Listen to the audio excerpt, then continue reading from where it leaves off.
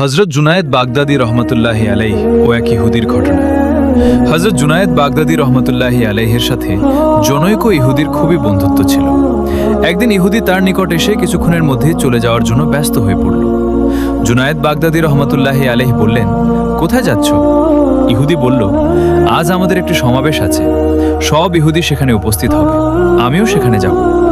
Junaid Baghdadi রহমতুল্লাহি আলাইহি বললেন, আমাকে তোমার সাথে নিয়ে চলো।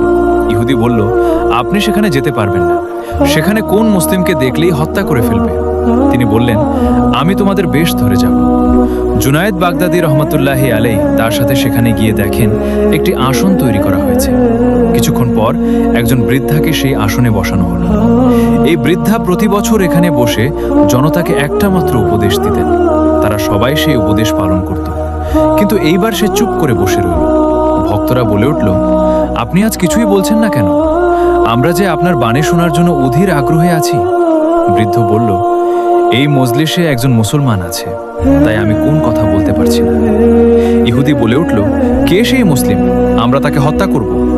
বৃদ্ধা বলল, না, খবরদার, তাকে হত্যা করবে না। ওই সেই ব্যক্তি, তাকে আমার নিকট নিয়ে আসো। জুনায়েদ বাগদাদী রহমতুল্লাহি আলাইহিকে নিয়ে আসা হলো। বৃদ্ধ বলল, আপনি কেন এখানে আসলেন?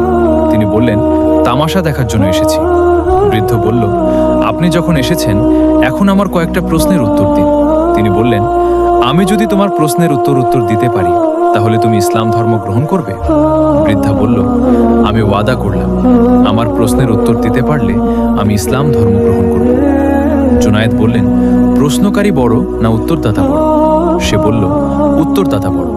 তখন তিনি বললেন, তুমি প্রশ্নকারী, তুমি আসন হতে নেমে আসো, আমি ওই আসনে বসে উত্তর দিব। বৃদ্ধা আসলো, তিনি গিয়ে সেই আসনে বসলেন। আচ্ছা, প্রশ্ন করো। বৃদ্ধা বলল, 1 নম্বর প্রশ্ন, আপনারা বলে থাকেন বেহেশতে এত আহার করা হবে, তবু পায়খানা প্রস্রাবের প্রয়োজন হবে না। 2 নম্বর প্রশ্ন, বেহেশতে এমন একটি বৃক্ষ থাকবে যার শাখা প্রশাখা বেহেশতের প্রতিটি ঘরের উপর বিস্তার করবে। 3 নম্বর প্রশ্ন, বেহেশতের নিয়ামত যতই খাওয়া হবে তার ঘাটতি হবে না। এগুলি তো অসম্ভব কথা। 1 নম্বর প্রশ্নের উত্তর, সন্তান যখন মায়ের গর্ভে থাকে তখন সে মায়ের রক্ত আহার করে, কিন্তু তার পায়খানা প্রস্রাবের প্রয়োজন হয় না। 2 নম্বর প্রশ্নের উত্তর, পৃথিবীতে সূর্য মাত্র একটা, কিন্তু তার আলো সকল ঘরের উপরে পড়ে।